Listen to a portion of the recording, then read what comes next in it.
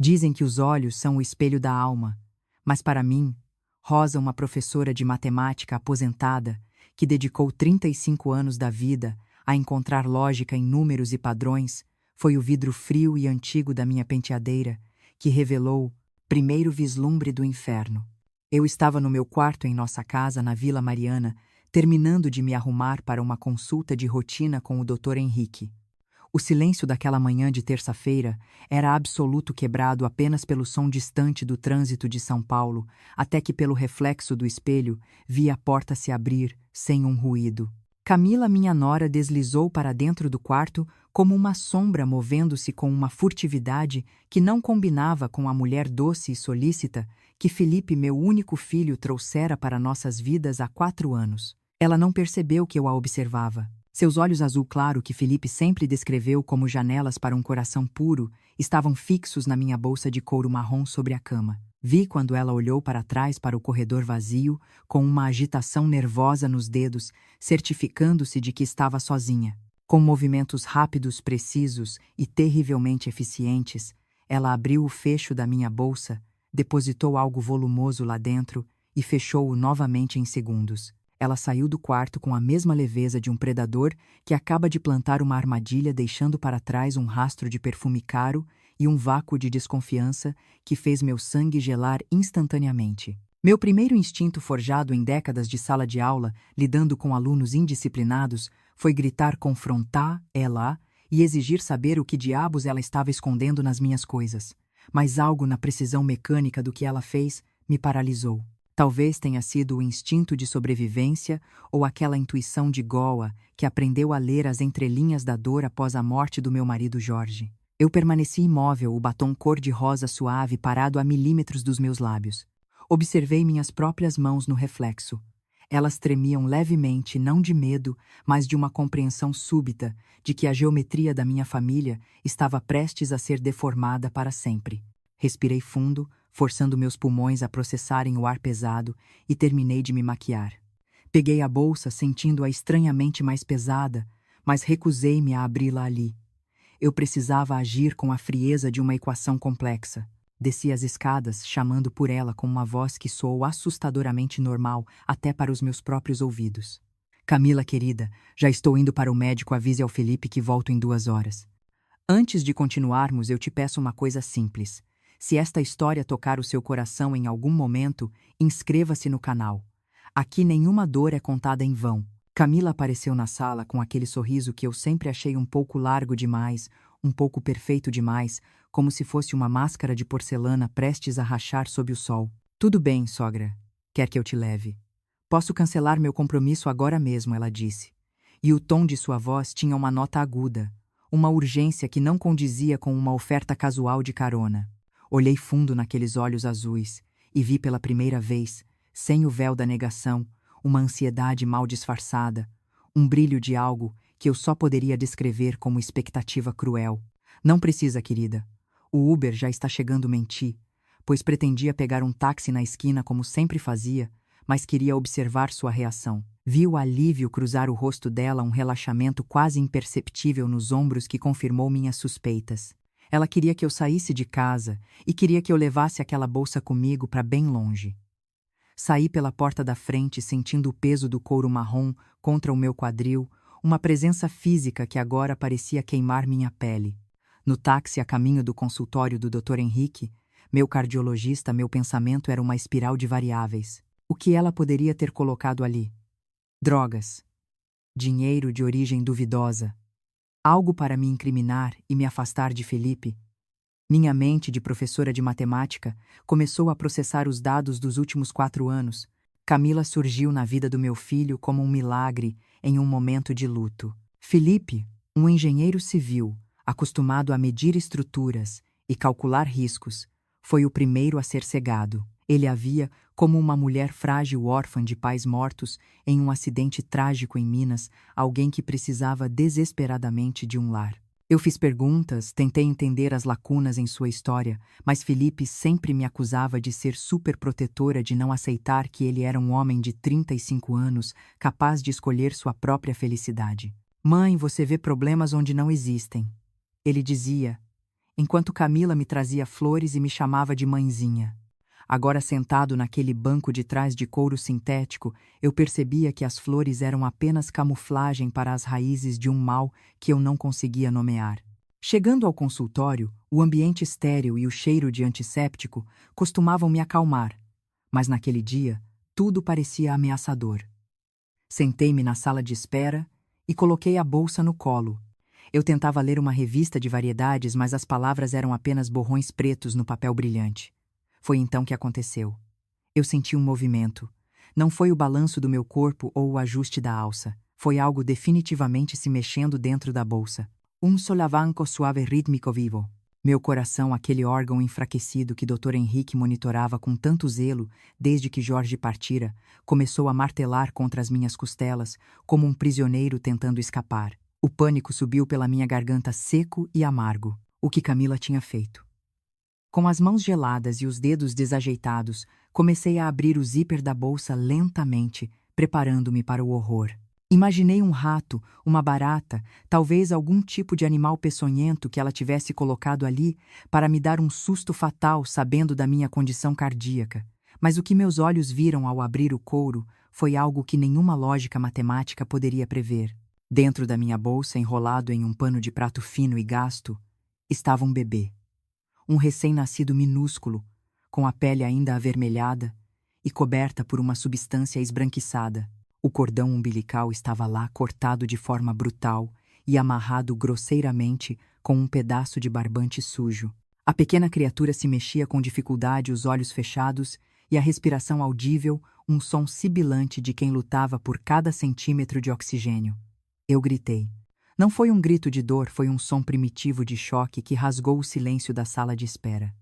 A revista caiu das minhas mãos e eu senti o mundo girar em uma velocidade insuportável. Uma enfermeira correu em minha direção, o rosto pálido de susto. Meu Deus, Dona Rosa, de onde veio esse bebê? Eu não conseguia formar uma frase completa. Minha língua pesava como chumbo. Estava na minha bolsa, alguém colocou, eu balbuciei, enquanto as lágrimas finalmente venciam a represa que eu construí na penteadeira. Dr. Henrique apareceu correndo alertado pelo meu grito, e ao ver o bebê, entrou instantaneamente em modo de emergência. Ele pegou a criança com uma delicadeza que contrastava com a violência da situação, verificando os sinais vitais enquanto ordenava que chamassem uma ambulância e a polícia. O bebê está hipotérmico. Rosa, quem fez isso? Eu apenas soluçava, mas minha mente gritava o nome dela. Camila. Ela não tinha apenas colocado algo na minha bolsa. Ela tinha me transformado em um transporte para um crime que eu nem conseguia compreender. A ambulância chegou em 8 minutos, que pareceram décadas de agonia. Enquanto os paramédicos levavam o pequeno ser para o hospital municipal, a polícia chegou simultaneamente. 2 oficiais, um homem de olhar severo chamado Sargento Lima e uma detetive chamada Carvalho, aproximaram-se de mim com uma mistura de suspeita e cautela profissional. Senhora, precisamos que venha conosco agora, o sargento disse, e eu soube pelo peso das algemas que ele ainda não usara, mas que estavam ali, que minha vida como a respeitável professora Rosa Santos Silva tinha acabado de ser incinerada. Se você já se sentiu invisível dentro da própria família, fique comigo e inscreva-se. De onde você está me ouvindo agora, você também sente que sua voz é silenciada. Fui levada para a delegacia voluntariamente sentada no banco de trás da viatura, observando as ruas de São Paulo passarem como um filme de terror em câmera lenta. Na sala de interrogatório, com uma mesa de metal fria e luzes fluorescentes que faziam meus olhos arderem, contei tudo. Falei sobre o espelho, sobre a entrada silenciosa de Camila no meu quarto, sobre o peso da bolsa e o choque no consultório. Detetive Carvalho anotava tudo, seus olhos escaneando cada fibra do meu ser, em busca de uma mentira. Ela é sua nora há quanto tempo? 4 anos, respondi voz falha. Camila Silva. Vi os 2 oficiais trocarem um olhar carregado de significado. O sargento Lima mexeu no computador por alguns instantes e virou a tela para mim. Precisa confirmar se é esta pessoa, a senhora Rosa. Lá estava ela. A mesma mulher que vivia na casa ao lado da minha, mas o nome embaixo da foto não era Camila. Era Carla Mendes, procurada em 3 estados por sequestro e tráfico de bebês. Meu mundo não apenas parou. Ele desabou em um abismo de traição e horror, revelando que o monstro não estava debaixo da cama, mas sentado à mesa do meu almoço de domingo. O ar na sala de interrogatório daquela delegacia em São Paulo era denso, carregado com o cheiro de café requentado e o peso insuportável de uma acusação silenciosa. Eu, Rosa, que passei 3 décadas ensinando adolescentes que 2 e 2 sempre serão 4, não conseguia encontrar a lógica na conta que o destino acabara de me apresentar. Minhas mãos, ainda manchadas pelo suor frio do consultório, repousavam sobre a mesa de metal, refletindo a luz fluorescente que oscilava no teto como se estivesse prestes a desistir. O sargento Lima me encarava com uma dureza que eu só vira em filmes. Mas havia algo nos olhos dele, uma faísca de dúvida que me impedia de desabar completamente. Senhora Rosa, a senhora compreende a gravidade disso. Um bebê foi encontrado em sua posse, ele disse, e cada palavra soou como uma martelada no meu peito já cansado. Eu entendo de números, sargento, mas não entendo de crueldade humana. Respondi, e minha voz, embora trêmula, carregava a dignidade de quem nunca deveu um centavo ou uma explicação a ninguém. A detetive Carvalho inclinou-se para a frente, seus dedos tamborilando ritmicamente no bloco de notas, um som irritante que parecia marcar os segundos da minha antiga vida se esvaindo. Ela não parecia interessada no meu passado como professora ou na minha viuvez. Ela queria o bebê, ou melhor, a origem dele. Rosa, pense bem. Esse bebê desapareceu do hospital municipal às 6 horas da manhã. Ela explicou, e o modo como ela disse desapareceu fez meu estômago dar um nó de agonia. A mãe dele acordou de uma cesárea e encontrou o berço vazio. Você consegue imaginar o grito daquela mulher? Eu não precisava imaginar, pois o meu próprio grito ainda ecoava nos meus ouvidos desde o momento em que abri o zíper da minha bolsa no consultório do Dr. Henrique. Lembrei-me do som da respiração sibilante daquela pequena criatura, do modo como sua pele avermelhada parecia tão frágil contra o pano de prato grosso. Eu vi a Camila mexer na minha bolsa. Eu vi com meus próprios olhos através do espelho. Insisti, mas a detetive apenas arqueou uma sobrancelha, como se minha verdade fosse apenas uma equação mal resolvida. O silêncio que se seguiu foi cortado apenas pelo som de um telefone, tocando em outra sala, um ruído burocrático que ignorava o fato de que meu mundo estava em chamas. O sargento Lima suspirou, um som pesado de quem já viu o pior que a humanidade tem a oferecer. Senhora Rosa, precisamos que a senhora entenda como essa rede opera. Ele começou, e o termo rede fez minha mente de matemática começar a desenhar conexões que eu me recusava a aceitar. Eles não usam criminosos comuns para transportar os bebês. Eles usam pessoas como a senhora, pessoas acima de qualquer suspeita, que não verificam as próprias bolsas e que inspiram confiança em qualquer barreira policial. Vocês chamam isso de quê? Perguntei, sentindo uma náusea amarga subir pela garganta. Chamamos de mula sargento, Lima respondeu secamente. E aquela palavra tão baixa e desprovida de humanidade foi o insulto final à minha história de vida. A vida de Rosa mudou naquele instante. Você está nos acompanhando de qual cidade do Brasil? Escreva nos comentários, adoraria saber quem está aqui comigo. Ser chamada de mula de um animal de carga para o crime foi o gatilho que transformou meu choque em uma clareza cortante e perigosa. Eu não era apenas uma velhinha confusa, eu era uma mulher que tinha sobrevivido à perda de Jorge e que tinha criado Felipe sozinha, sob o sol escaldante de São Paulo. Se Camila achava que eu era o elo fraco dessa corrente podre, ela estava prestes a descobrir que o aço de uma mãe não enferruja com o tempo. Detetive, minha nora, apareceu na nossa vida há 4 anos sem passado, sem raízes, apenas com um sorriso que meu filho comprou como se fosse ouro. Eu disse, e dessa vez meus olhos não se desviaram. Ela mapeou minha rotina. Ela sabia que eu não abria minha bolsa antes de chegar ao médico. Ela calculou cada passo meu, como se eu fosse uma variável descartável. Vi a detetive Carvalho parar de tamborilar os dedos. Pela primeira vez, ela estava realmente ouvindo o que eu não estava dizendo. As memórias dos últimos 6 meses começaram a queimar na minha mente com uma luz nova e reveladora. Camila, que sempre fora tão solicita, tornara-se onipresente na minha casa, visitando-me 3 ou 4 vezes por semana, com desculpas que agora soavam patéticas. O Felipe vai trabalhar até tarde, sogra. Trouxe esse pão de queijo que a senhora gosta, dizia ela, enquanto seus olhos azuis escaneavam meu escritório e minha sala de estar como um radar. Lembrei-me de quando a peguei fotografando o interior da minha casa. Ela alegou que queria referências para a redecoração da casa deles, mas a verdade estava lá nua e crua. Ela estava mapeando oportunidades de ocultação. Cada carinho, cada mãezinha sussurrada, era apenas o verniz sobre uma estrutura de decepção que ela construíra tijolo por tijolo ao redor do meu filho. Sargento Lima voltou para a sala com uma pasta nova, e o modo como ele fechou a porta indicava que a conversa ia mudar de tom. Senhora Rosa, a senhora, mencionou o nome Camila Silva, mas preciso que veja isso, ele disse girando a tela de um laptop em minha direção. A imagem que surgiu na tela era sem dúvida o rosto da mulher que preparava o café da tarde comigo, mas a ficha criminal abaixo da foto contava uma história de terror. Carla Mendes procurada por sequestro e tráfico de menores em Minas Gerais e Goiás. O sargento fez uma pausa deliberada para deixar que o horror do nome tráfico afundasse em minha alma. Ela não é apenas uma interesseira rosa. Ela é uma operadora de alto nível de uma organização chamada Rede Aurora, responsável pelo desaparecimento de dezenas de bebês. Senti meu coração, aquele órgão que doutor Henrique tentava salvar, falhar uma batida, uma dor aguda que parecia um aviso final. Meu filho, meu Felipe não pode saber disso. Eu sussurrei, mas o sargento apenas balançou a cabeça negativamente.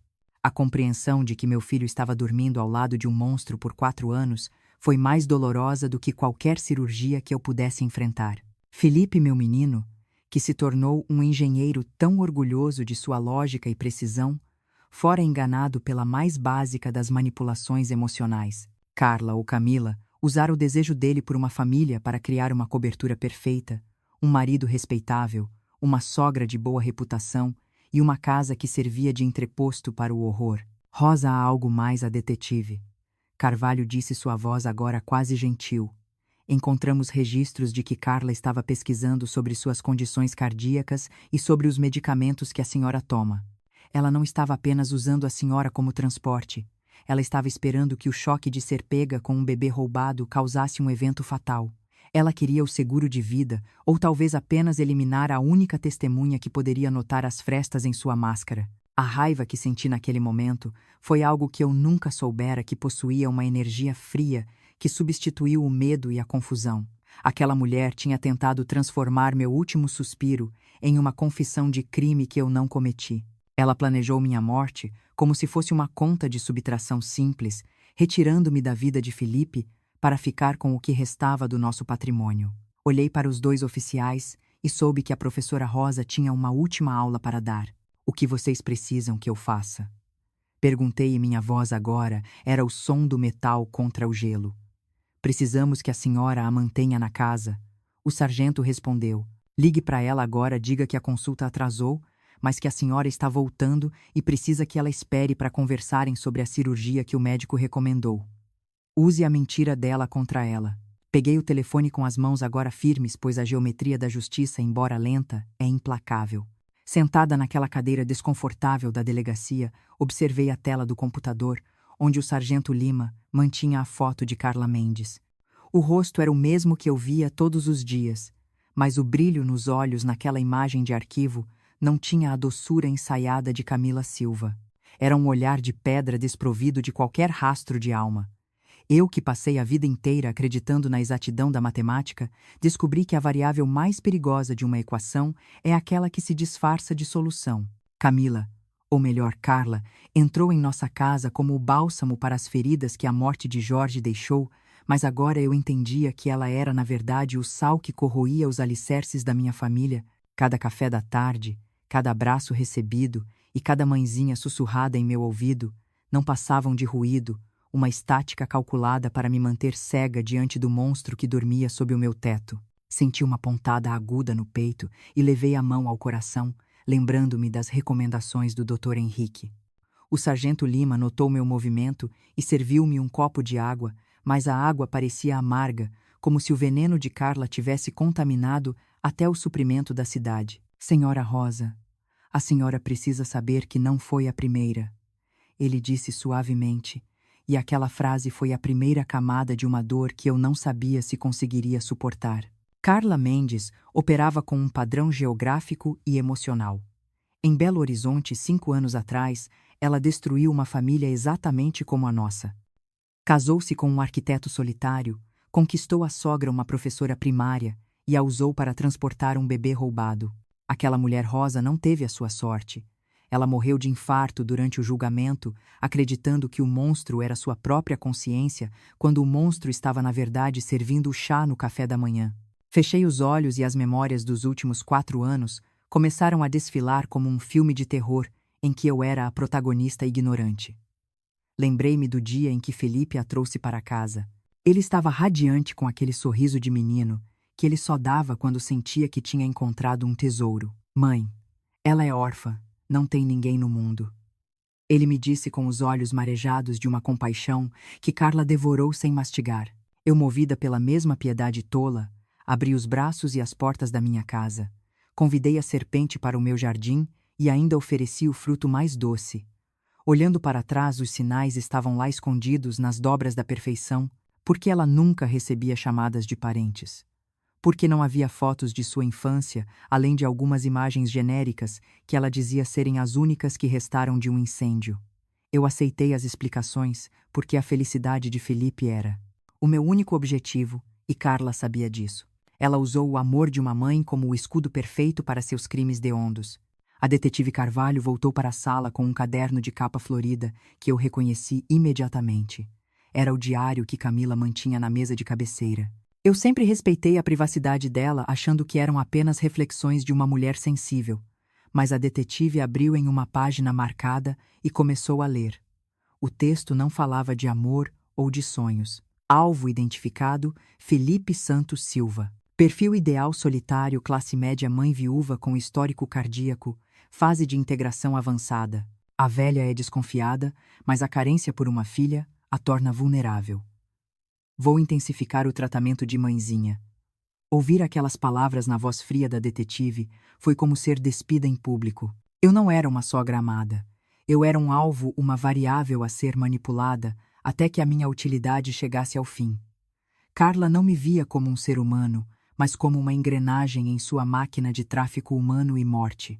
O horror continuou a se desdobrar quando a detetive mencionou uma apólice de seguro de vida. Carla havia forjado minha assinatura em um documento de R$ 2 milhões, nomeando-se como beneficiária única. Ela estava apenas esperando o momento certo.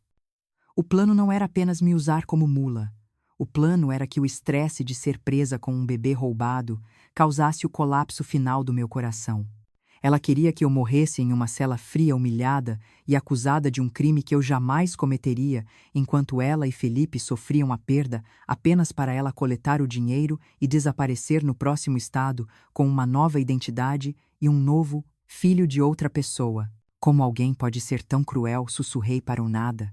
A detetive me olhou com uma tristeza profunda e respondeu: algumas pessoas não têm um mapa para a empatia rosa.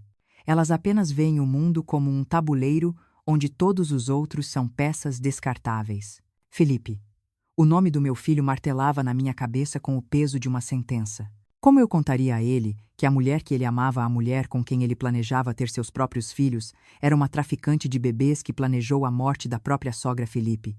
Sempre foi um homem de lógica, um engenheiro que acredita que tudo pode ser consertado com o cálculo correto.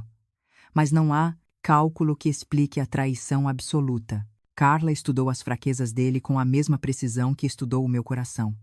Ela sabia que ele tinha um vazio deixado pela ausência precoce de Jorge e ela preencheu esse vazio com mentiras açucaradas. Ela o transformou em seu álibi involuntário, sua cobertura respeitável. Se eu não tivesse visto aquele movimento no espelho, se eu tivesse saído de casa 5 minutos antes, Felipe estaria agora visitando sua mãe na prisão, ou pior, preparando o meu enterro, sem saber que estava dormindo com a assassina. Sargento Lima informou que as equipes táticas estavam posicionadas ao redor da minha casa na Vila Mariana. Eles precisavam que eu mantivesse a calma. Eu precisava ser a Rosa professora de matemática uma última vez. Precisava garantir que Carla permanecesse na sala, esperando por mim sem suspeitar que o jogo havia terminado. Peguei meu celular e disquei o número dela. A foto que apareceu na tela de chamada era de nós duas, em um almoço de domingo rindo. Um calafrio percorreu minha espinha. Alô, sogra, a voz dela veio suave, mas agora eu ouvia a nota de impaciência escondida. Camila, querida, a consulta atrasou, mas o doutor Henrique quer conversar conosco sobre a cirurgia. Por favor, espere em casa, chego em 20 minutos, eu disse, e minha voz não tremeu. Claro, mãezinha, estarei aqui esperando, ela respondeu. Mãezinha. Aquela palavra que antes me aquecia agora soava como o guizo de uma cascavel. Desliguei o telefone e olhei para minhas mãos. Elas não tremiam mais. O choque havia sido substituído por uma determinação gélida. Eu ia voltar para aquela casa não como a vítima que ela planejou, mas como a mulher que ia fechar o cerco. Carla achava que eu era apenas uma velha com o coração fraco, mas ela esqueceu que os anos de sala de aula me ensinaram a detectar mentiras muito antes de serem ditas. Ela subestimou a força de uma mulher que já perdeu o amor da vida e reconstruiu o mundo a partir dos destroços. O sargento Lima me deu um sinal e nos dirigimos para a viatura descaracterizada. O trajeto de volta para a Vila Mariana pareceu uma eternidade. Eu observava as árvores da rua, as fachadas das casas vizinhas, tudo parecia igual, mas o mundo tinha mudado de eixo. Eu estava entrando em uma cena de crime que por 4 anos chamei de lar. Ao estacionarmos a uma quadra de distância, vi os policiais se movendo como sombras pelos fundos. A detetive Carvalho apertou meu ombro.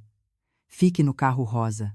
Só saia quando dermos o sinal. Eu assenti, mas meus olhos estavam fixos na porta da frente. Eu vi quando Carla abriu a cortina da sala por um segundo, olhando para a rua, provavelmente verificando se a mula estava trazendo os problemas que ela esperava, ou se o caminho estava livre para a próxima etapa do seu plano macabro.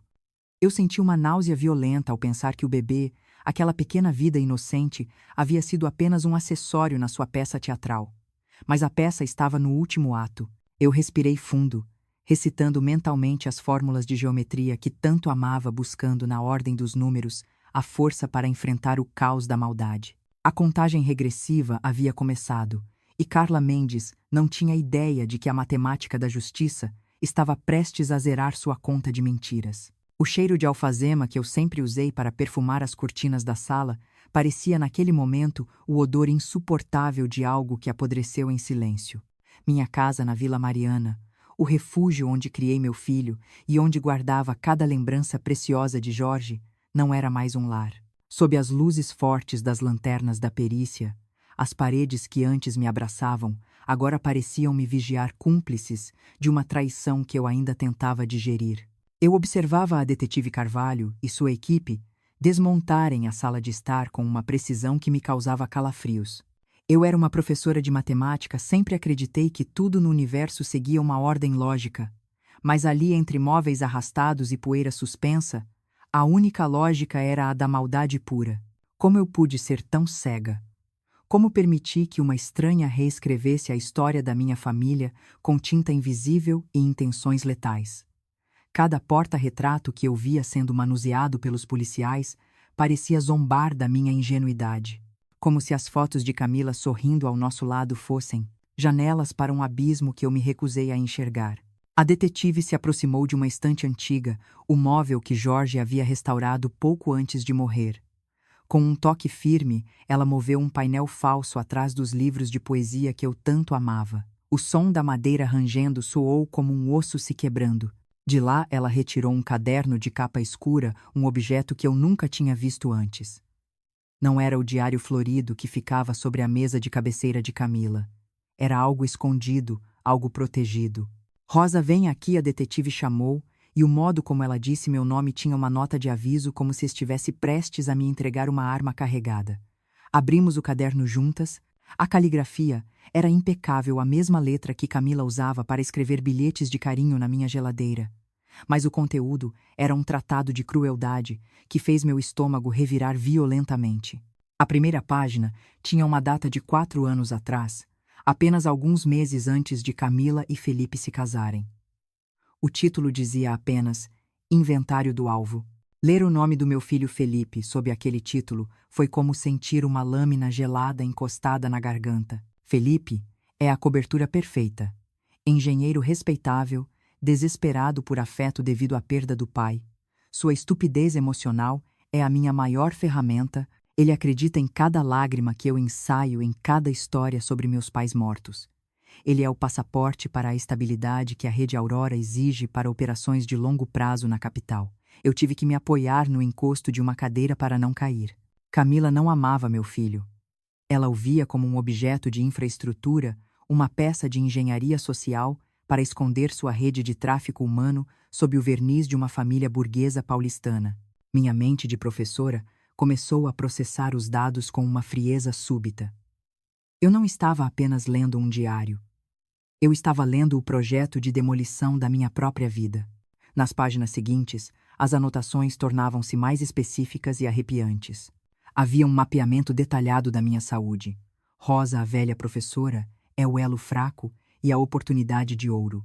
Condição cardíaca estável, mas vulnerável a picos de estresse. Medicamentos monitorados. Ela confia em mim agora. Começarei a usá-la em entregas menores a partir de agosto. Ela nunca olha dentro da própria bolsa. Sua rotina de consultas médicas é o corredor de transporte mais seguro que já tive. Senti uma náusea tão profunda que precisei fechar os olhos.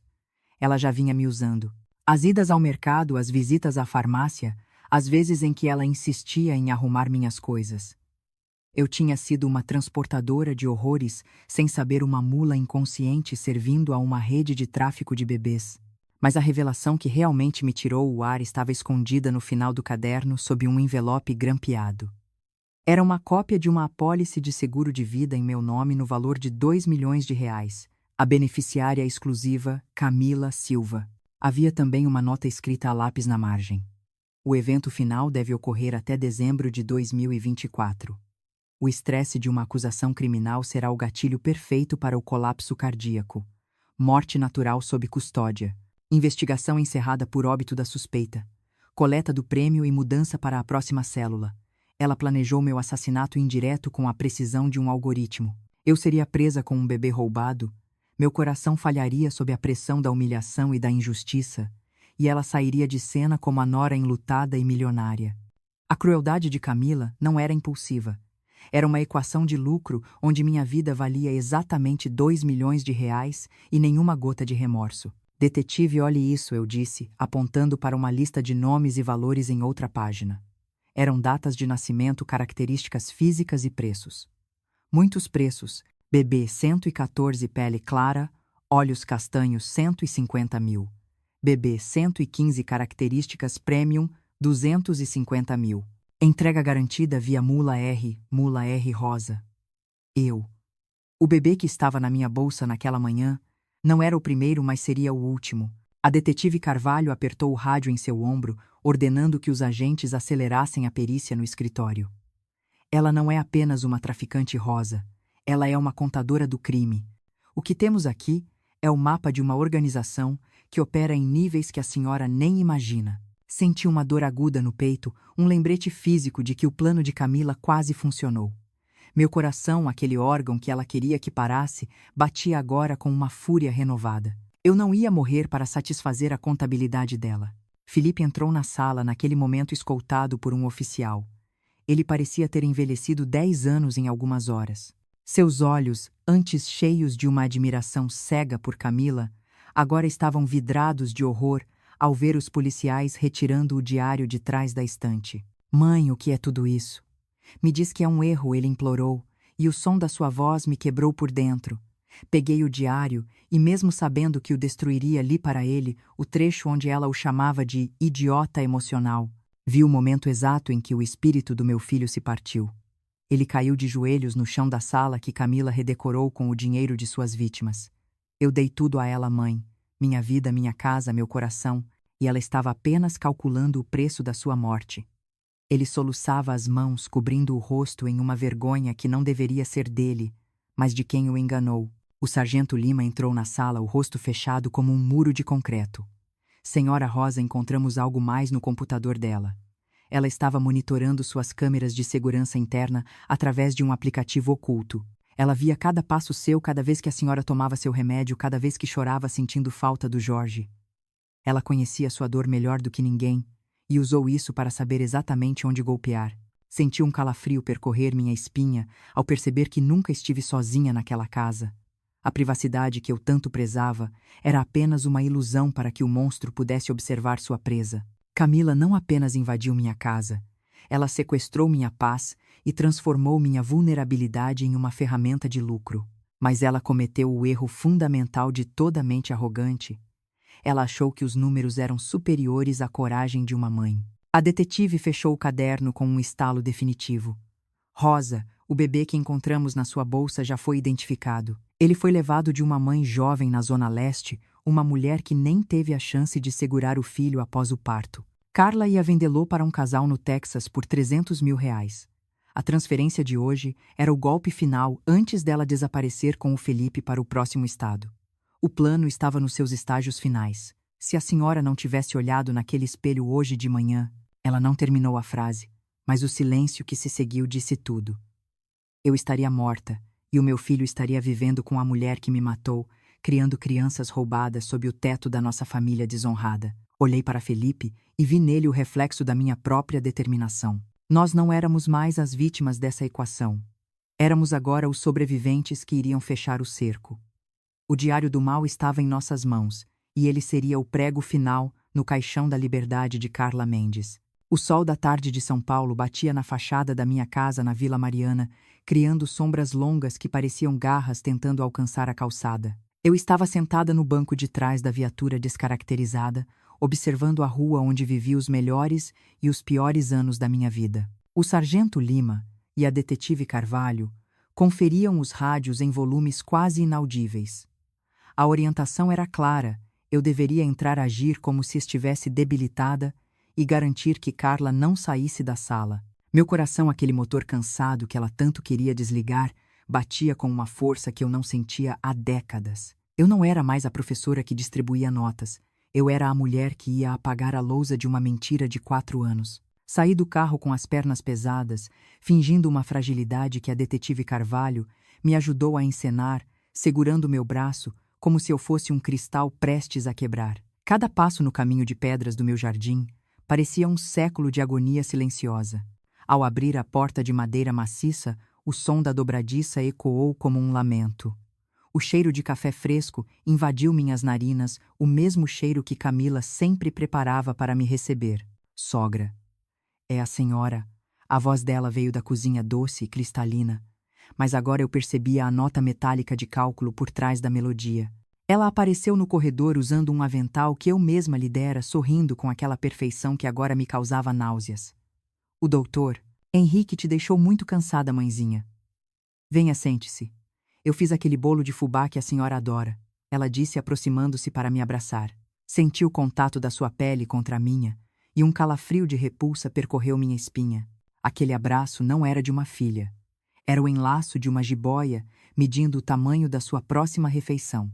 Ouvir até o fim é o primeiro passo para não se calar mais. Se você está do lado da verdade, deixe seu like. Como você reagiria no lugar de Rosa? Eu me sentei na poltrona de veludo verde, a mesma onde Jorge costumava ler o jornal, e deixei minha bolsa cair no chão com um baque surdo. O médico está preocupado, Camila. Ele disse que meu coração está muito instável, que qualquer choque pode ser fatal, falei, forçando a voz a sair num fio trêmulo. Vi os olhos azuis dela brilharem com uma satisfação que ela mal conseguia esconder sob as pálpebras baixas. Oh, meu Deus, que horror! Mas não se preocupe, eu vou cuidar de tudo. A senhora só precisa descansar e confiar em mim, ela respondeu. E eu soube que na mente dela eu já era um cadáver esperando o inventário. Foi nesse momento que o silêncio da casa foi rasgado pelo som tático do arrombamento da porta dos fundos e o grito de comando da polícia que cercava a propriedade. A máscara de Camila não caiu. Ela simplesmente evaporou, revelando o rosto de Carla Mendes. Em frações de segundo, a doçura foi substituída por uma rigidez marmórea. Ela não gritou, não chorou e nem tentou fugir. Quando o sargento Lima e a detetive Carvalho entraram na sala com as armas em punho, Carla apenas endireitou a postura e cruzou os braços sobre o peito, observando os policiais com um desdém que me gelou a alma. Rosa, Rosa, você sempre foi mais esperta do que parecia. Não é? Ela disse usando meu nome sem o título de sogra pela primeira vez. A voz dela agora era grave, desprovida de qualquer emoção. Você destruiu um investimento de milhões por causa de um instinto sentimental barato de professora primária. Ela cuspiu as palavras como se fossem veneno puro. E o insulto à minha profissão foi a confirmação de que eu nunca soubera quem ela era de verdade. Os policiais a cercaram, mas Carla manteve o olhar fixo no meu, um duelo silencioso entre a luz da justiça e a escuridão da psicopatia. Enquanto o sargento Lima lia seus direitos e apertava as algemas em seus pulsos finos, a detetive Carvalho retirou um segundo celular que estava escondido no forro do avental dela, um aparelho criptografado que não parava de vibrar com notificações. Acabou, Carla. A rede Aurora está caindo peça por peça hoje, a detetive afirmou. Mas Carla apenas deu uma risada curta e amarga. Vocês pegaram uma operadora, mas não pegaram o sistema. O sistema é muito maior do que esta casa de classe média. Cheia de móveis velhos e cheiro de mofo, ela retrucou, olhando para as minhas paredes, com um nojo que me fez perceber que ela nos odiou durante cada segundo desses 4 anos. Felipe entrou na sala no exato momento em que ela estava sendo conduzida para a saída.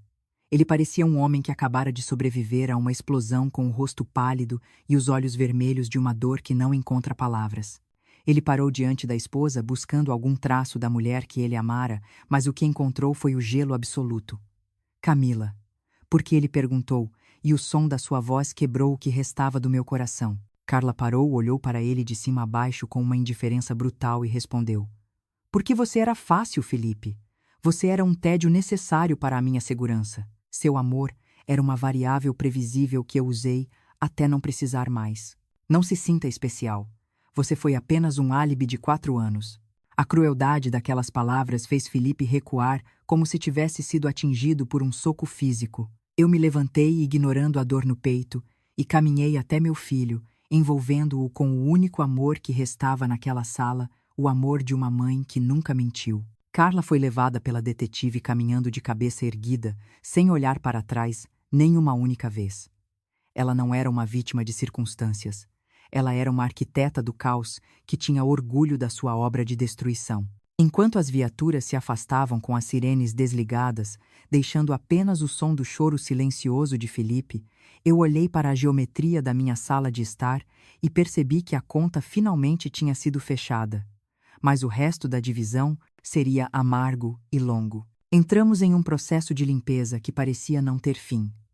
A polícia forense permaneceria na casa por horas, vasculhando cada fresta de assoalho onde Carla pudesse ter escondido segredos. Eu levei Felipe para a cozinha, servindo-lhe um copo de água, mas ele não conseguia segurá-lo. Suas mãos tremiam violentamente. Mãe, ela planejou nos matar. Ela planejou te ver morrer na cadeia.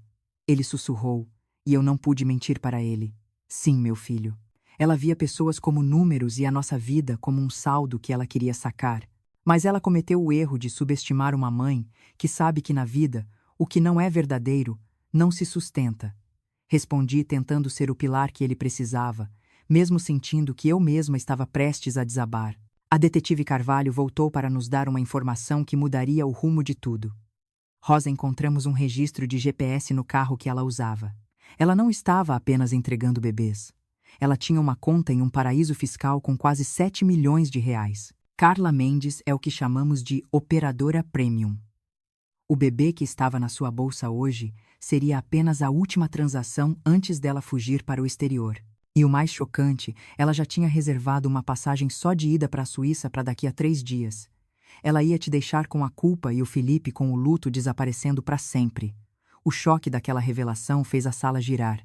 A traição de Carla era profunda como um oceano de lama, mas a correnteza da justiça tinha sido mais forte. Nós ainda tínhamos um longo caminho pelo tribunal, mas naquela noite, pela primeira vez, em 4 anos, o monstro não dormiria sob o meu teto. O silêncio que se seguiu à prisão de Carla não era um silêncio de paz. Era o vácuo deixado por uma granada que acabara de explodir no centro da nossa sala de estar. Eu, Rosa, observava meu filho Felipe sentado no chão frio de porcelanato, exatamente onde ela costumava brincar com o nosso tapete persa. Ele parecia um homem que acabara de ser retirado dos escombros de um terremoto, com os olhos fixos no nada, e as mãos tremendo de uma forma que nenhuma lógica matemática poderia explicar. Como professora, sempre ensinei que para toda ação existe uma reação, mas não havia fórmula para o que estávamos vivendo. A estrutura da nossa família, que Felipe, como engenheiro, Acreditava ser sólida e segura fora corroída por cupins de maldade pura, sob o disfarce de um amor perfeito. Felipe olhou para mim, e o que vi em suas pupilas foi a morte de sua inocência. Ele não era mais o homem orgulhoso que defendia a esposa contra as minhas preocupações de mãe, mas um náufrago em um mar de mentiras. Dro e Patrícia, a promotora federal, caminhava pela sala com a autoridade de quem já viu o inferno em diversas formas, mas até ela parecia afetada pela frieza cirúrgica encontrada nos documentos de Carla. Ela se aproximou de Felipe e, sem rodeios, soltou a primeira lâmina de verdade que cortaria o que restava do seu espírito. Senhor, Felipe, sua esposa, não apenas o traiu, ela o transformou em uma ferramenta logística para o tráfico internacional, ela disse, e o termo ferramenta logística soou como um tapa na cara de um homem que dedicou a carreira a construir prédios seguros. Ela usava os cronogramas das suas obras para mapear pontos de entrega, onde o movimento de caminhões camuflaria o transporte das crianças. Você nunca foi o marido dela. Foi o álibi corporativo que ela precisava para operar sem levantar suspeitas. Felipe fechou os olhos com força e um som abafado de dor escapou de sua garganta, o som de uma alma, percebendo que cada beijo de boa noite fora, na verdade, um cálculo de conveniência. A busca continuava nos fundos da casa, e cada item retirado do escritório secreto de Carla era uma nova prova de que vivíamos com um espectro. Eu me aproximei de Felipe e segurei suas mãos. Elas estavam geladas como o mármore da igreja onde Jorge foi velado. Mãe, eu fui tão estúpido, ele sussurrou, e a palavra estúpido carregava o peso de 4 anos de cegueira voluntária. Eu a amei com cada fibra do meu ser, eu construí um futuro baseado na voz dela. E agora descubro que a voz dela era apenas um roteiro escrito por uma psicopata. Eu acariciei o rosto dele, sentindo as lágrimas quentes que ele não conseguia mais conter. Você não foi estúpido, meu filho. Você foi humano, e ela usou a sua humanidade contra você como se fosse uma falha estrutural. Respondi tentando ser a base que ele precisava, enquanto eu mesma sentia o chão ceder sob meus pés. Dror Patrícia voltou com um tablet, mostrando registros de comunicações interceptadas que faziam meu coração já tão frágil palpitar de terror. Rosa, Felipe. Vejam isso, ela ordenou, e a tela revelou mensagens de Carla para um contato em Houston, no Texas. Mula R está pronta para a entrega final em 22 de dezembro. O estresse do flagrante garantirá o descarte do ativo antigo. Coleta de seguro em janeiro. Felipe ficará sob meu controle total após o luto. Descarte do ativo antigo. Aquele era o nome que ela dava para mim, sua sogra, a mulher que a acolheu e a tratou como a filha que nunca tive. Ela não queria apenas me ver presa. Ela planejou o momento exato em que meu coração pararia para que ela pudesse lucrar com a minha morte e com a dor do meu filho. A crueldade de Carla não tinha fundo. Era um abismo geométrico onde cada ângulo levava à destruição. O despertar de uma mulher é imparável. Se você concorda, deixe seu joinha. Você teria a mesma coragem que Rosa está tendo agora para proteger o seu filho. Felipe levantou-se abruptamente à vergonha, transformando-se em uma fúria gélida que eu nunca vira nele.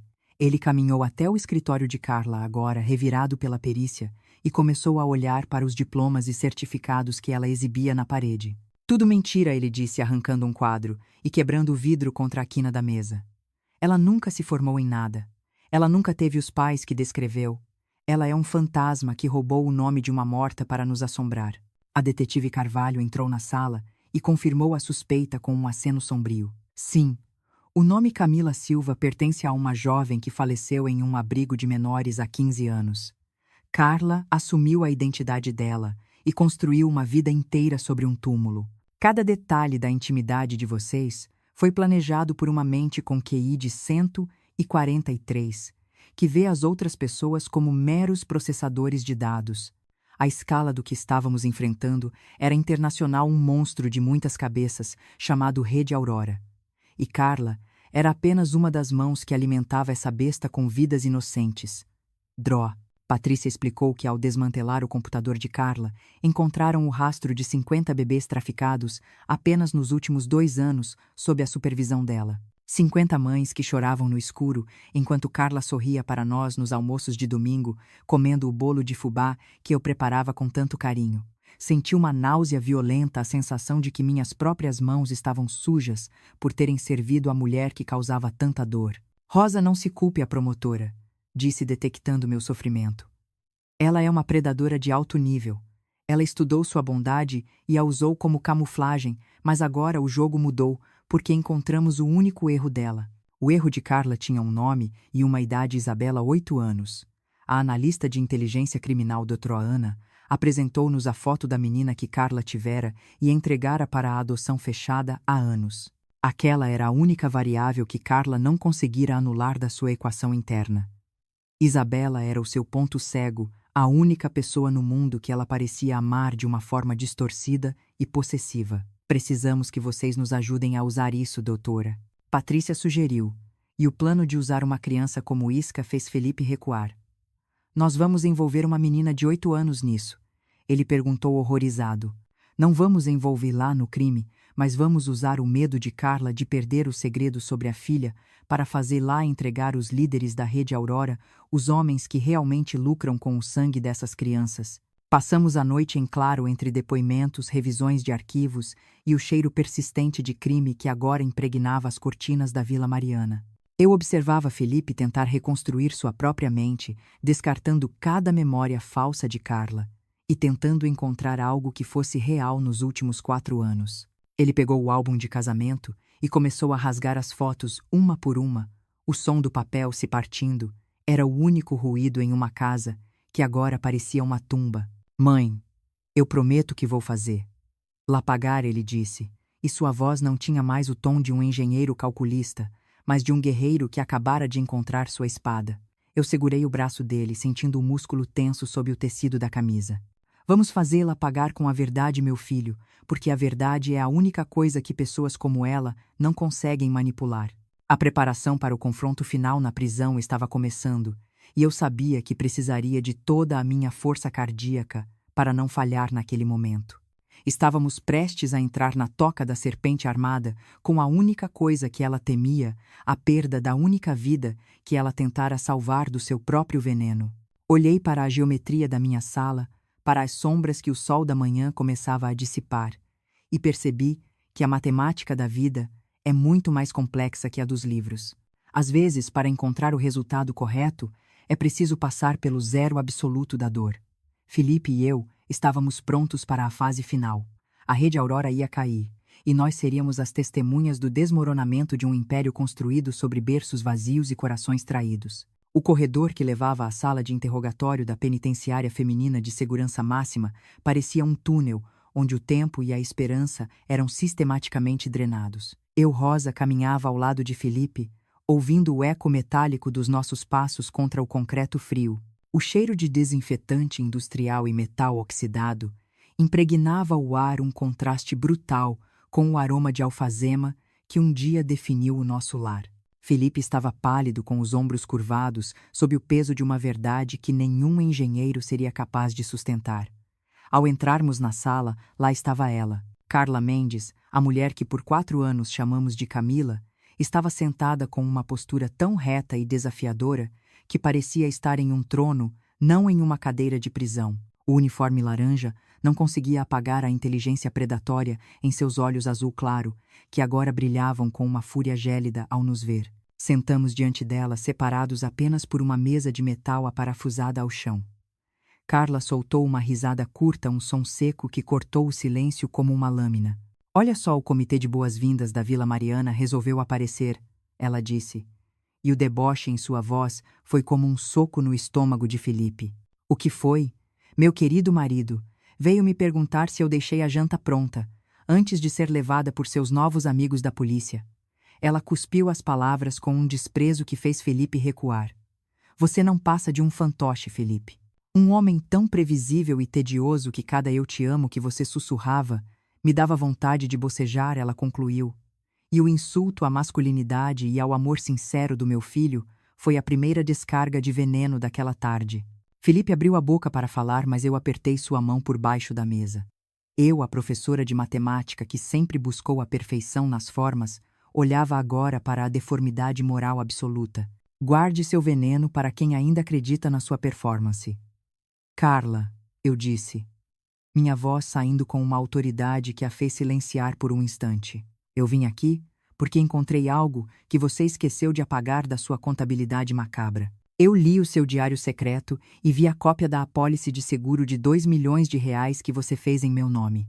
Carla inclinou a cabeça, um sorriso cínico surgindo em seus lábios. 2 milhões, Rosa. Foi o preço que dei ao seu coração cansado. Você deveria estar lisonjeada. A maioria das pessoas da sua idade não vale nem o custo do caixão para a seguradora. Ouvir aquela mulher precificar a minha vida enquanto esperava que o estresse do flagrante me matasse foi o ponto de ruptura da minha compaixão. Eu não era mais a sogra vulnerável. Eu era a variável que ela não conseguiu anular. Você calculou errado, Carla respondi, mantendo o olhar fixo no dela. Você achou que meu coração falharia, mas ele nunca bateu tão forte quanto no momento em que percebi quem você é de verdade. Você é um erro de cálculo na natureza, uma criatura que sequestra bebês para pagar por sapatos de grife e passagens para a Suíça. A máscara de Carla vacilou por um segundo, uma fresta de ódio puro cruzando seu rosto antes que ela recuperasse a indiferença. Felipe, recuperando a voz, inclinou-se para a frente, seus olhos vermelhos, de uma indignação que finalmente superava a dor. Você disse que o Benício pode não ser meu filho, Felipe sussurrou, e o nome do meu neto trouxe uma nota de tragédia para a sala. Carla deu de ombros, brincando com as algemas como se fossem joias. Benício foi um acessório de cena, Felipe. Eu precisava de um vínculo que prendesse você a mim de forma definitiva. Se ele tem o seu sangue, ou de um estranho qualquer que conheci em uma viagem de negócios, o que importa agora, ele serviu ao propósito dele. Felipe golpeou a mesa com o punho, um som de trovão que fez o guarda na porta tensionar. Você é um monstro. Usar uma criança mentir sobre a sua existência para ela. Como você consegue dormir? Ele gritou, mas Carla apenas sorriu, uma expressão de prazer genuíno diante do sofrimento alheio. Drois Patrícia, que observava tudo através do vidro, entrou na sala carregando uma pasta azul.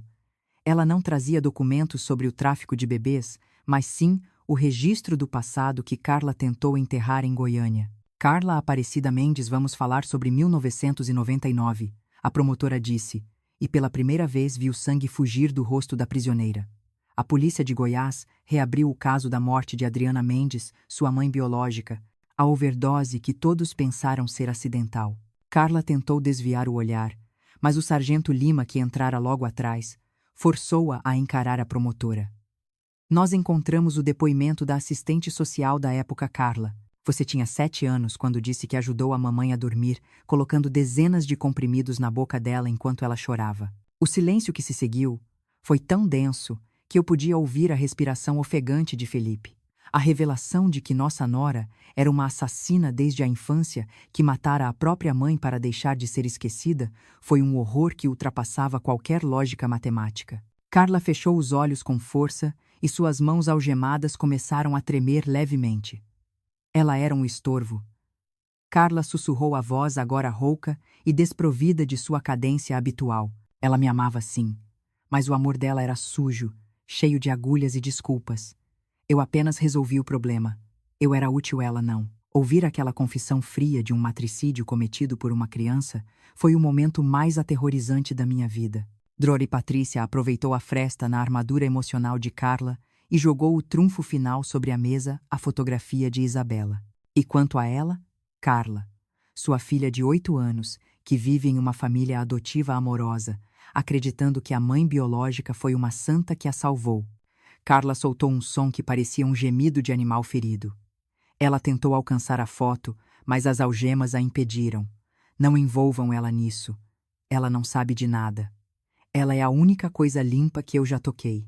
Ela gritou, e a histeria em sua voz era a primeira emoção humana que víamos nela em 4 anos. Se você quer proteger, La Carla, se quer que o nome dela e a vida dela sejam preservados de toda essa imundície, você vai nos dar tudo hoje, a promotora afirmou implacável. A negociação era brutal, o segredo e a paz de Isabela em troca da cabeça de Victor Sokolov e da Rede Aurora. Carla olhou para mim, depois para Felipe, buscando talvez um vestígio daquela família idiota que ela tanto desprezara. Mas o que encontrou foram 2 juízes que não buscavam mais reconciliação, apenas justiça. Se você cooperar, Garantiremos que Isabela nunca saiba que a mãe dela era o demônio que roubava bebês de outras mães. Eu disse. E minha voz era um ultimato final. Mas se você se calar, eu farei questão de que no dia em que ela completar 18 anos, ela receba cada página deste dossiê. Ela saberá que a vida de luxo que você planejou para ela foi construída sobre o túmulo de 50 famílias. Carla desabou sobre a mesa os soluços agora, quebrando a sua compostura de gelo. A predadora fora encurralada pela única variável que não conseguira anular o amor maternal que nela existia apenas como uma ferida aberta e purulenta. Eu falo, eu dou os nomes, as rotas, as contas no Panamá. Tudo, ela disse entre lágrimas. Mas eu quero vê-la. Quero 2 horas com a minha filha antes de vocês me enterrarem neste lugar para sempre. Droa. Patrícia assentiu, sinalizando para os técnicos que a gravação oficial da confissão deveria começar. Felipe e eu nos levantamos, sentindo que o ar daquela sala estava ficando rarefeito demais para seres humanos normais. Ao sairmos da penitenciária, o céu de São Paulo estava tingido de um laranja melancólico pelo pôr do sol. Felipe parou em frente ao carro e me abraçou com uma força que quase me tirou o fôlego. Mãe, acabou o teatro, mas como a gente vive agora sabendo que o roteiro era de sangue, ele perguntou, e eu não tive uma resposta matemática exata para ele. Vivemos um dia de cada vez, meu filho, limpando a casa e a alma, até que a lembrança dela seja apenas uma cicatriz que não dói mais, respondi. Estávamos exaustos, mas a verdade finalmente havia sido servida, e o banquete de mentiras de Carla Mendes tinha chegado ao fim. A Rede Aurora ia cair, e nós éramos os arquitetos da sua destruição final. Na matemática existe um conceito chamado ponto de alavanca, onde uma pequena força, aplicada no lugar certo, pode mover um peso impossível. Eu, Rosa, passei a vida resolvendo problemas em quadros negros, mas nunca imaginei que a alavanca para destruir um império de crimes internacionais seria o sorriso de uma criança de 8 anos. Estávamos em uma sala tática improvisada dentro do complexo prisional, um lugar que cheirava a tinta fresca e medo acumulado. Felipe estava ao meu lado, as olheiras profundas marcando seu rosto como cicatrizes de uma guerra que ele nunca pediu para lutar. Droa, Patrícia. A promotora revisava os monitores que mostravam cada ângulo da sala de visitas onde Carla Mendes, a mulher que quase nos aniquilou, esperava por sua filha. O ar-condicionado zumbia um som mecânico que tentava, sem sucesso, abafar a tensão que fazia meu peito arder. Olhei para as minhas mãos e percebi que estava contando os segundos em múltiplos de 3, um hábito nervoso de professora que ressurge quando a lógica do mundo parece falhar. Troy Patrícia se virou para nós, o rosto iluminado pela luz fria das telas. Rosa, Felipe, o Victor Sokolov está a caminho de São Paulo. Ele acredita que Carla ainda é sua operadora de confiança e que o bebê que estava na sua bolsa foi entregue com sucesso. Ela disse. E o nome de Sokolov soou como uma maldição naquela sala estéril. Victor é o arquiteto da Rede Aurora, um homem que vê bebês como mercadoria de exportação e mães como fábricas descartáveis. Ele não tem rosto nos registros oficiais, mas Carla é a única que pode nos entregar a localização exata dele hoje. Felipe apertou o braço da cadeira, os nós dos dedos brancos. E o preço para isso é a minha paz e o segredo de uma menina inocente. Ele perguntou, e a amargura em sua voz era um lembrete de que naquela equação o custo humano era sempre o mais alto. A porta da sala tática se abriu e a detetive Carvalho entrou trazendo consigo o dossiê atualizado sobre Isabela. A menina já estava no prédio protegida em uma ala separada, acompanhada por psicólogos infantis. Carla exigiu vê-la antes de assinar a confissão completa contra Sokolov. Eu me lembrei das anotações de Carla no diário onde ela chamava Felipe de idiota emocional e senti uma náusea súbita.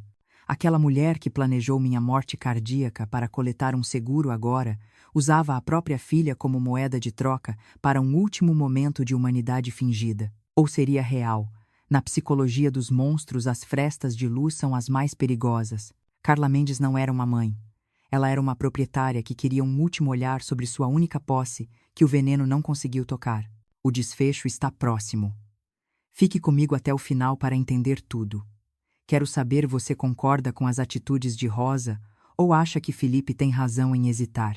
Carla foi levada para a sala de visitas, agora vestida com roupas civis que a polícia forneceu para não assustar a criança. Através do vidro espelhado, eu a observei. Ela estava sentada alisando as mãos no jeans, um gesto de ansiedade que eu nunca vira na Camila perfeita da Vila Mariana. Quando a porta se abriu e Isabela entrou, o tempo pareceu entrar em câmera lenta. A menina usava um vestido amarelo à cor do sol, que Carla nunca mais veria livremente, e carregava um ursinho de pelúcia com uma orelha descosturada. Isabela parou os olhos castanhos curiosos, estudando a mulher à sua frente. Você é a minha mãe de verdade.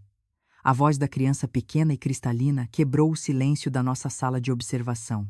Vi Carla fechar os olhos por um segundo, uma expressão de dor física, cruzando seu rosto, antes de ela forçar o sorriso mais doce e mentiroso que já produziu. Sou eu, meu amor. Eu tive que ir embora para te proteger, mas nunca esqueci de você. Carla sussurrou, e ouvir aquela voz carinhosa me fez lembrar de cada café da tarde em que ela me enganou com as mesmas notas musicais. Isabela se aproximou e entregou um desenho para Carla. Era uma casa simples, com uma árvore e 3 figuras palito. Carla pegou o papel com as mãos, tremendo um detalhe que as câmeras de alta definição capturaram com uma nitidez cruel. Ela olhou para o desenho e, por um instante, a predadora desapareceu, deixando apenas uma mulher quebrada que percebia que aquela casa de papel era o único lar que ela jamais teria. Felipe, ao meu lado, desviou o olhar. Eu não aguento ver isso, mãe. É uma manipulação de ambos os lados, ele disse, e eu soube que ele estava certo. Estávamos usando a inocência de Isabela para capturar um monstro, e estávamos usando a saudade de Carla para limpar as ruas de São Paulo. A matemática da justiça, às vezes, exige frações de crueldade para chegar ao inteiro da paz. Droy Patrícia pressionou o botão do rádio. Carla, o Victor acabou de entrar no prédio administrativo. Você tem 10 minutos com a menina, depois precisa dar o sinal. Vi Carla tensionar através do vidro. Ela abraçou Isabela, um abraço que parecia querer fundir as duas, uma tentativa desesperada de absorver a pureza da filha, antes de mergulhar definitivamente na escuridão da prisão perpétua. Isabela sorria alheia ao fato de que a poucos metros dali, homens armados esperavam o comando para derrubar o homem que financiou o berço de ouro em que ela nunca deitou. A detetive Carvalho se aproximou de mim. Rosa, encontramos um bilhete escondido no ursinho que a Isabela trouxe. Não foi a menina que escreveu, foi a mãe adotiva. O bilhete dizia: dê a ela o que ela precisa para falar, mas depois suma da vida da minha filha. A rede de dor de Carla Mendes se estendia muito além das nossas paredes. O sargento Lima entrou na sala tática com uma expressão de urgência. O alvo está em posição. Victor Sokolov entrou na sala de reuniões falsa, esperando encontrar Carla para a prestação de contas do bebê do Texas. Carla, ouvindo o comando pelo ponto eletrônico escondido no ouvido, afastou Isabela gentilmente. Vá com a tia, meu amor. A mamãe precisa terminar um trabalho importante para podermos viajar. Ela mentiu, e a facilidade com que a mentira saiu de sua boca, mesmo naquele momento sagrado, me deu calafrios. Isabela acenou saindo da sala com o ursinho, deixando Carla sozinha com o desenho de papel e a realidade do seu destino. Carla se levantou, olhou diretamente para o vidro espelhado, sabendo que estávamos lá, e disse apenas 2 palavras. Peguem ele. O sinal foi dado. O som do arrombamento tático no outro prédio ecoou pelos monitores. Vimos Victor Sokolov, um homem elegante de meia-idade que parecia um banqueiro europeu, ser jogado contra a parede por agentes federais. Ele não lutou. Ele apenas olhou para a câmera com uma frieza que rivalizava com a de Carla. A rede Aurora tinha sido decapitada. Felipe soltou um suspiro longo, uma mistura de alívio e cansaço extremo. Acabou, mãe? Ele perguntou, e eu olhei para a tela onde Carla Mendes agora chorava silenciosamente sobre o desenho de Isabela.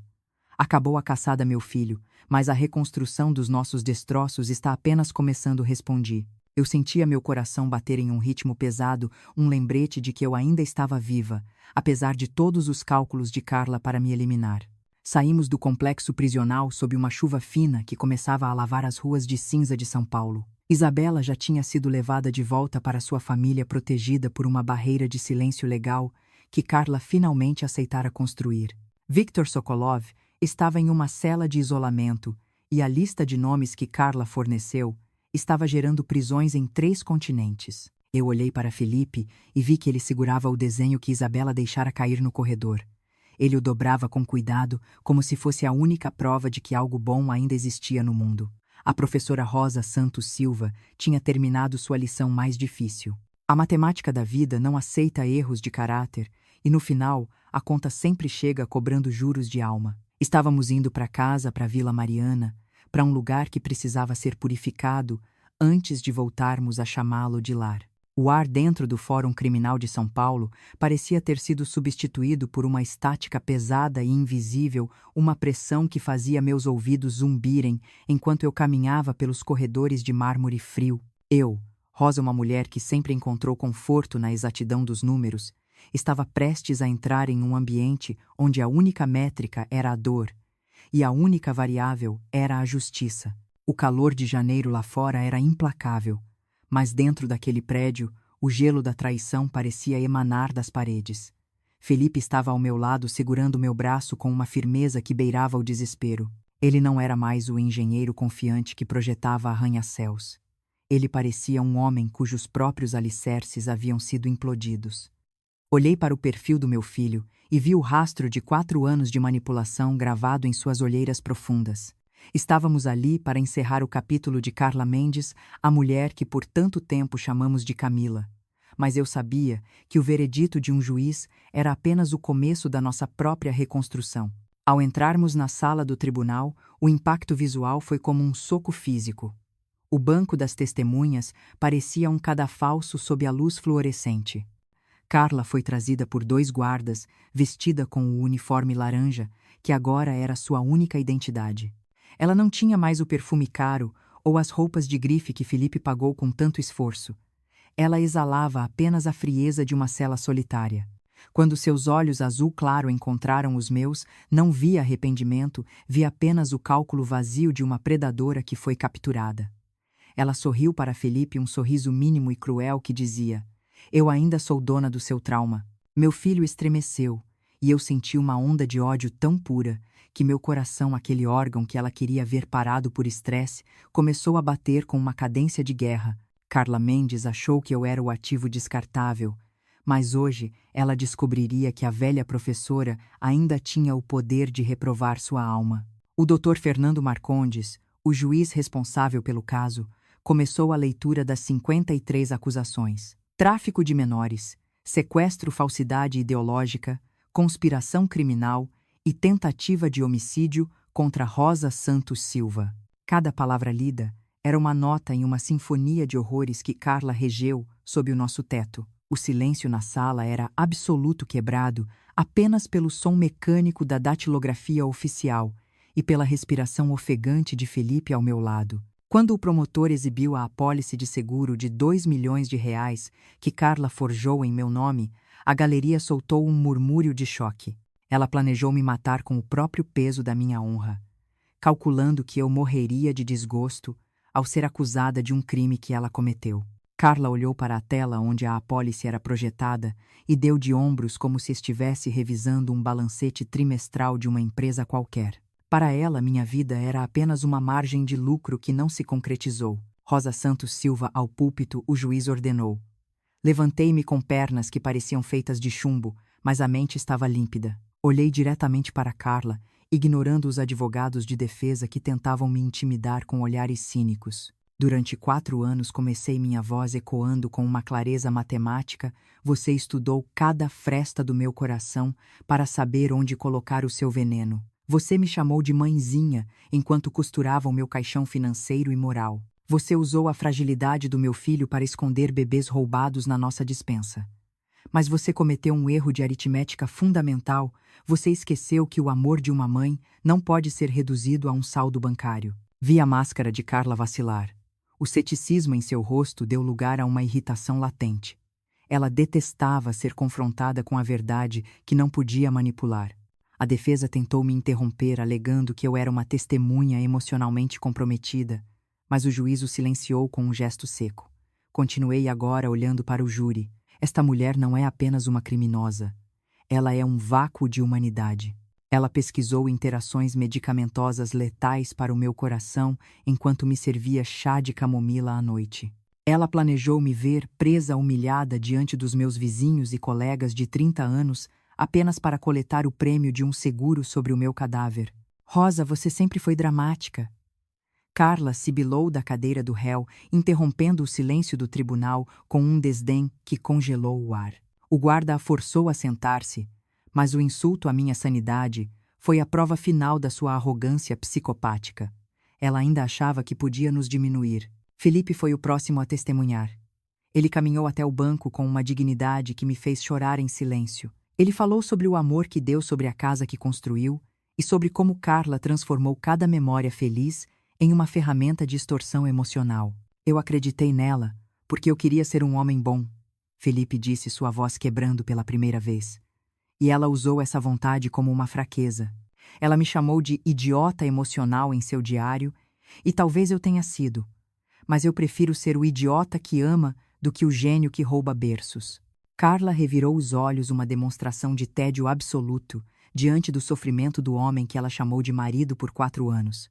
A crueldade dela era tão vasta que não sobrava espaço nem para o fingimento de arrependimento. O momento mais sombrio do julgamento aconteceu quando o promotor federal trouxe a revelação que Carla tentou esconder até o último segundo o matricídio em Goiânia. Quando a transcrição da assistente social de 1999 foi lida descrevendo como Carla, aos 7 anos, deu uma dose letal de remédios à própria mãe para fazê-la parar de chorar, o tribunal mergulhou em um horror paralisante. Carla se levantou, as algemas batendo na mesa de madeira.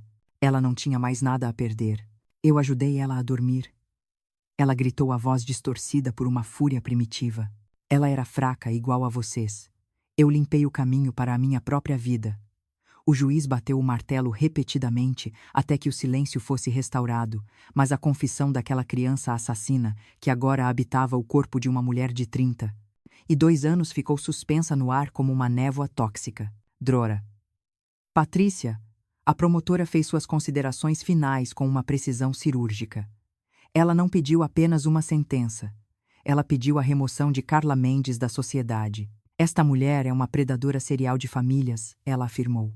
Ela destruiu berços, matou parceiros e planejou o infarto da própria sogra. Não há reabilitação para quem vê o mundo como um matadouro. Carla permaneceu sentada, olhando para o teto, aparentemente indiferente ao seu destino iminente. O júri levou apenas 2 horas para deliberar. Quando voltaram, o veredito foi unânime em todas as 53 acusações culpada. A sentença lida pelo Dr. Fernando Marcondes foi a maior permitida pela lei brasileira, consolidada a 85 anos de reclusão, sem possibilidade de liberdade condicional, por pelo menos 60 anos. Carla foi retirada da sala sob os gritos das mães das vítimas, mas ela não olhou para ninguém.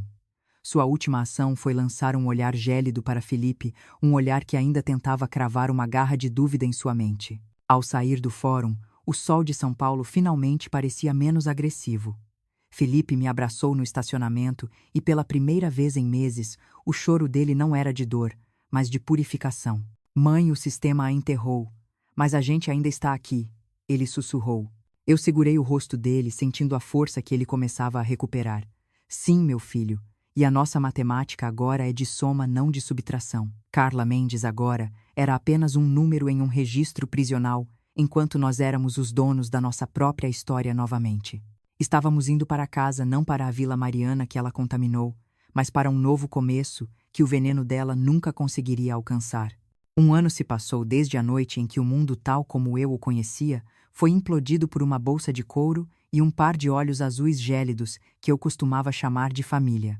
Hoje é uma manhã de terça-feira e o sol de outono entra pela janela da minha sala na Vila Mariana, a mesma sala que um dia foi profanada pela presença de Carla Mendes. Sento-me na minha poltrona de sempre, com a mesa de madeira maciça à minha frente, onde as marcas de xícaras de café contam 30 anos de histórias honestas. Não mudei os móveis nem pintei as paredes de um branco minimalista e estéril como ela queria. Minha casa voltou a ter cheiro de história e de alfazema, não mais o odor metálico da traição. Como professora de matemática, passei a vida ensinando que o zero é a ausência de valor, mas descobri aos 61 anos que o zero absoluto é, na verdade, o ponto de partida para quem teve a alma saqueada. Carla achou que minha idade era uma variável de fraqueza, um fator de obsolescência, que ela poderia simplesmente subtrair da equação. Ela calculou meu infarto, ela precificou minha honra e ela planejou meu enterro, enquanto eu lhe servia o melhor da minha bondade. Felipe entra na sala e, ao olhar, lo sinto um orgulho que não tem medida exata. Meu filho não usa mais aqueles ternos italianos caros que Carla exigia para manter a fachada de casal perfeito. Ele veste calças jeans simples, uma camisa com as mangas dobradas, e traz nos olhos uma luz que eu não via há 4 anos, a luz da verdade, por mais dolorosa que ela tenha sido. Ele parou de ser o idiota emocional que Carla descreveu em seu diário secreto para se tornar um homem que conhece o peso da própria resiliência. A reconstrução não foi fácil. Sangramos financeiramente para cobrir os rombos que as operações dela deixaram e para financiar a busca pelas vítimas da Rede Aurora. Tivemos que vender 2 dos meus imóveis comerciais para pagar advogados e ressarcir famílias que foram extorquidas por aquela parasita. Mas, como sempre digo a ele, a herança real não é o saldo bancário que ela quase levou, mas o caráter que ninguém consegue nos roubar. A cada 150 passos que dou por este corredor, lembro-me de que a justiça divina pode tardar, mas sua precisão é cirúrgica. Carla Mendes agora é apenas o número 85.402 em uma colônia penal de segurança máxima, condenada a 85 anos de um silêncio que ela mesma cultivou. Ela tentou nos transformar em mulas em animais de carga para o seu tráfico humano de bebês inocentes, mas acabou sendo ela a carregar o fardo perpétuo da própria consciência vazia. O relatório final da doutora Patrícia Almeida chegou ontem. 71 dos 117 bebês traficados por Carla foram localizados e devolvidos às suas mães biológicas ou regularizados em lares amorosos. 71 vidas que não são mais apenas estatísticas em um diário de maldade, mas seres humanos que agora podem respirar sem o peso de um contrato ilegal. O telefone toca e o nome no visor me faz sorrir. Patrícia Mendes, a mãe adotiva de Isabela. É irônico e belo que o único ato verdadeiramente altruísta de uma psicopata tenha sido dar a própria filha para que ela não fosse contaminada por sua escuridão. Isabela agora, com 9 anos, sabe apenas que sua mãe de nascimento a amou o suficiente para lhe dar uma vida melhor antes de partir para uma jornada muito longa. Felipe e eu nos tornamos visitas frequentes naquela casa. Somos as testemunhas silenciosas de que, mesmo no meio de um lodo de crimes, uma semente de pureza conseguiu brotar.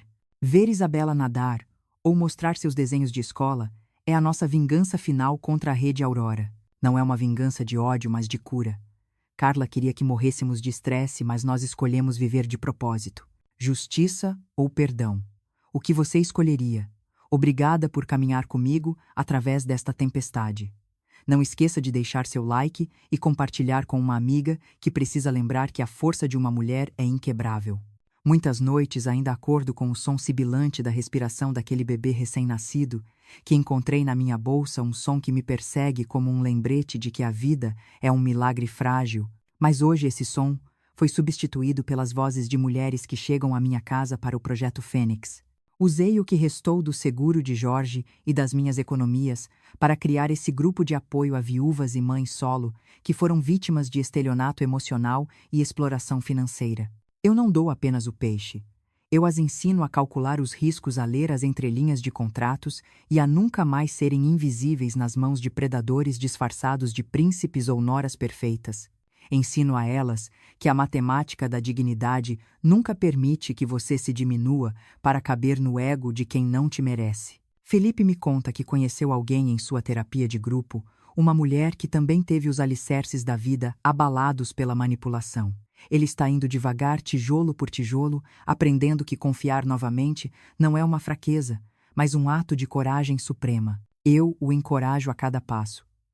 Não deixe que o veneno de Carla defina o sabor de todos os seus jantares futuros, eu lhe disse uma noite dessas na varanda. Ele sorriu e me deu o relógio de bolso que foi de seu pai Jorge, o objeto que Carla descartou no lixo e que eu resgatei como um símbolo de que o que é verdadeiro sempre encontra o caminho de volta. No verso do relógio, a inscrição que Jorge tanto amava: tempo de semear, tempo de colher. Nós semeamos lágrimas e colhemos uma justiça que não faz barulho, mas que tem o peso da eternidade. Olho para o meu reflexo no espelho da penteadeira, o mesmo espelho que me salvou a vida há 1 ano. As rugas estão lá mais profundas, contando a história de 1 ano em que envelheci uma década e rejuvenesci uma vida inteira. Eu não sou mais apenas a Rosa, a velha professora aposentada. Eu sou a dona da minha própria narrativa e a guardiã da segurança do meu filho. Carla Mendes achou que eu era uma mula descartável, mas ela descobriu que eu era o obstáculo intransponível que desmoronou seu castelo de cartas. A matemática da vida finalmente fechou a conta, a maldade resultou em isolamento e a nossa dor se transformou em um legado de proteção para aqueles que não têm voz. Se esta história tocou o seu coração, saiba que você nunca está sozinha na sua luta contra a ingratidão ou a traição familiar. Não aceite ser tratada como visita na casa que você construiu, nem como um ativo antigo a ser descartado por quem deveria te honrar. Eu quase perdi tudo para a ganância de uma estranha e para a cegueira de um filho, mas eu reagi. Eu levantei da mesa, eu disse não, e eu mostrei que a dignidade não tem preço, mas cobra muito caro de quem tenta roubá-la. Hoje, sob o céu estrelado de São Paulo, eu durmo em paz, sabendo que a única coisa que Carla Mendes conseguiu foi me provar que eu sou e sempre serei inquebrável. Meu nome é Rosa, e esta foi a lição mais importante da minha vida. O amor verdadeiro resiste a qualquer tempestade, mas a justiça é o sol que sempre volta a brilhar. Fiquem com Deus e nunca jamais abaixem a cabeça para quem não conhece o valor de uma mãe.